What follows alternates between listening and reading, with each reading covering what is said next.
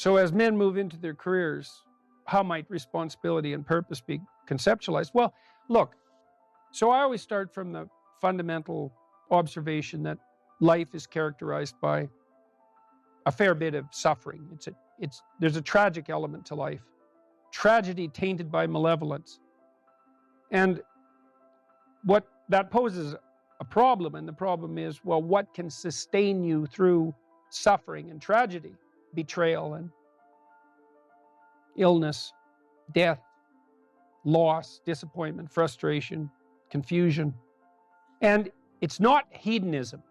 It's not happiness, not if you conceptualize happiness in this narrowly pleasure-seeking hedonic way. First of all, that doesn't iterate very well. You know, you can drink a 26 of vodka one night, and that might be a pretty fun night, but you know the next 2 or 3 days are not going to be so pleasant, and you'll probably do at least 5 things that you seriously regret, assuming you can remember what they are.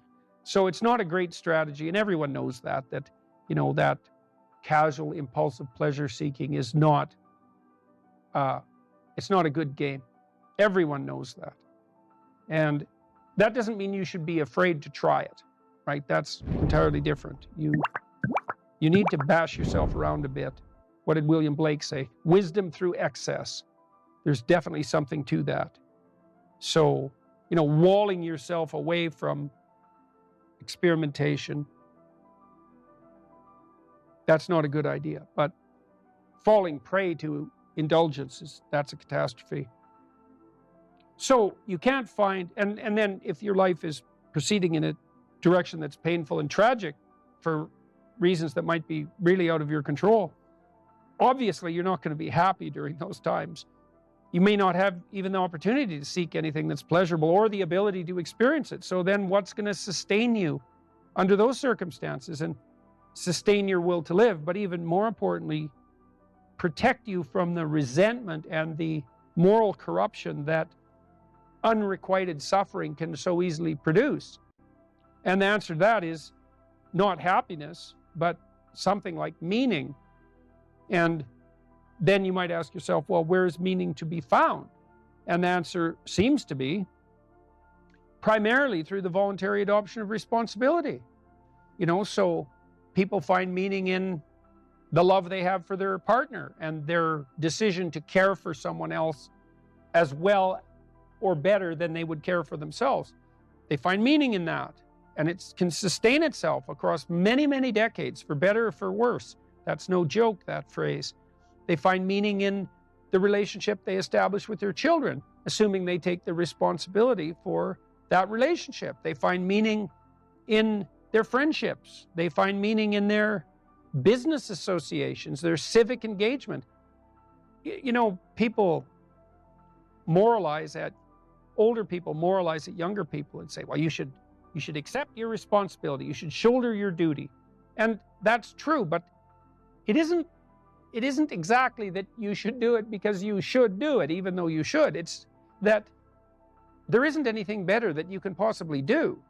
Like, you have to justify yourself to yourself.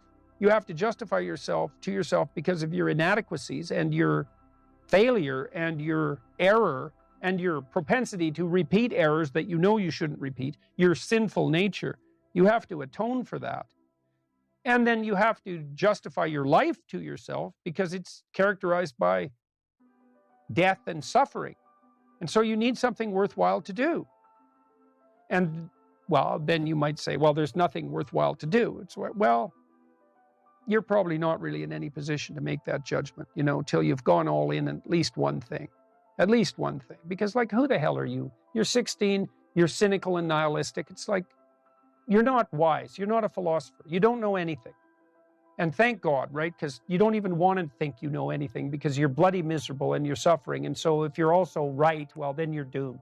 So you better bloody well pray that your cynicism and nihilism, unearned though it may be, is based on a fundamental falsehood. And it is.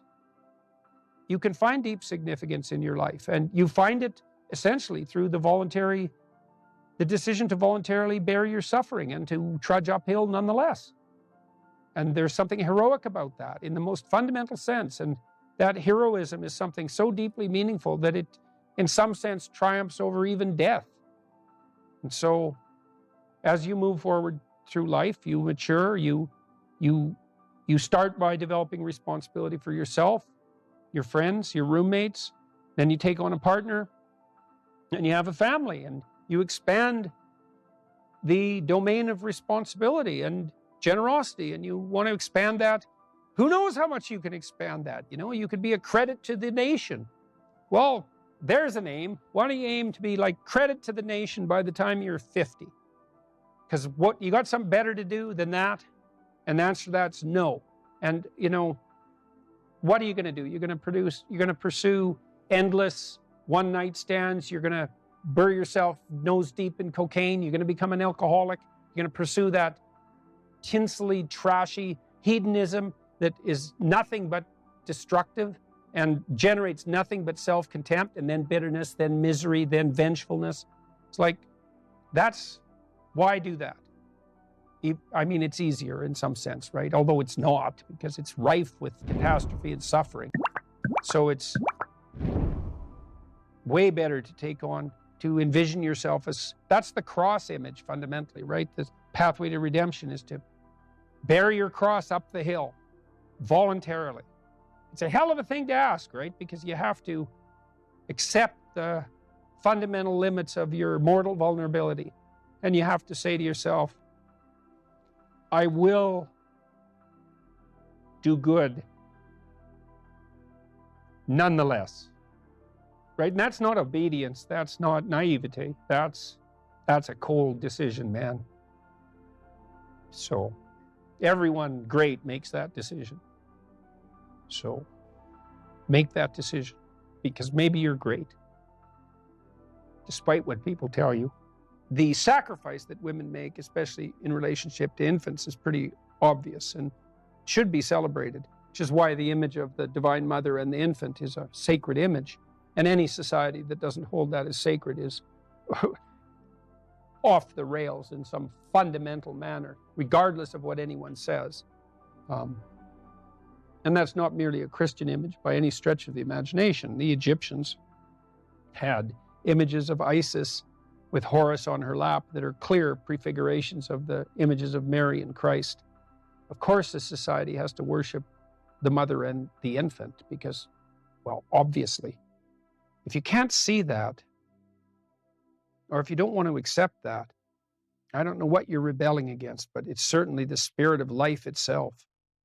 So that's not going to work out well for you or anyone that is around you.